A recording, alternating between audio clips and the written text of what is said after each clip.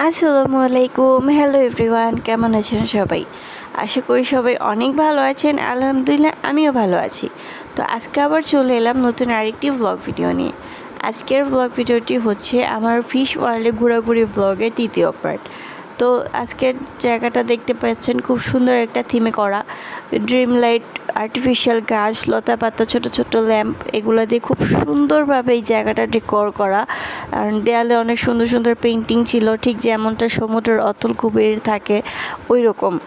তো এখানে বড় একটা মিরর ছিল। আমি আর আমার হাজব্যান্ড গিয়েছিলাম যে একটু মিরর পিক নেই, বাট যে দেখি ভিডিও অন হয়ে গিয়েছে, তাই কেয়ার করার ভিডিওই নিলাম। তারপরে এই অন্ধকারাচ্ছন্ন রাস্তা ধরে সামনে হেঁটে চলে যাচ্ছিলাম। ওই জায়গাটা না খুব সুন্দর ছিল, সবাই দেখলাম খুব এনজয় করছিল, পিকচার্স অ্যান্ড ভিডিওস নিচ্ছিল।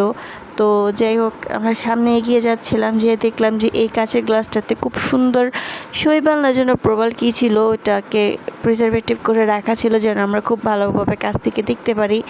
দেন আমরা চলে যাচ্ছিলাম সিঁড়িতে উপরের দিকে। তো আমি সিঁড়িতে একটু যাওয়ার পরে দেখলাম নিচে খুব সুন্দর একটা আর্টিফিশিয়াল ঝর্ণা করা। আমি আমার হাজব্যান্ডকে দেখাচ্ছিলাম, তো সে বললো যাও কাছে থেকে একটু দেখে আসো। তো ওইখানে যে আমি তারপরে কী করবার বুঝতে পারছিলাম না। তো ঝর্ণার পানিতে ভিজে টিজে একদম তারপরে সিঁড়ি দিয়ে চলে যাচ্ছিলাম উপরের দিকে। তো সিঁড়িগুলোও না খুব সুন্দর ছিল, একদম কালারফুল, দেখতে ওর খুবই ভালো লাগছিল। বাচ্চারা তো খুব এনজয় করে এই জায়গাটা।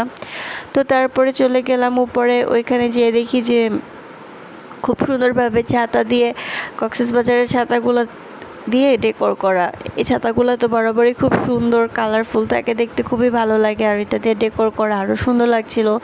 তো এই জায়গাটা না খুব সুন্দর ছিল, একটু নিরিবিলি পরিবেশ ছিল, আমার ভালোই লাগছিল। রাশ তুলনামূলক কম ছিল। তো এই সেকশনটা না কি আমি বুঝতে পারিনি আসলে, এখানে বাঁশবেত দিয়ে কী বুঝাতে চেয়েছিল, হয়তো জেলেদের জীবনী বা সমুদ্রের পাড়ে যারা থাকে তাদেরকে ইন্ডিকেট করা ছিল। তো তারপরে সামনে এগিয়ে যাচ্ছিলাম, এখানেও দেখলাম অ্যাকোয়ারিয়ামের মধ্যে ছোট ছোট মাছ ছিল।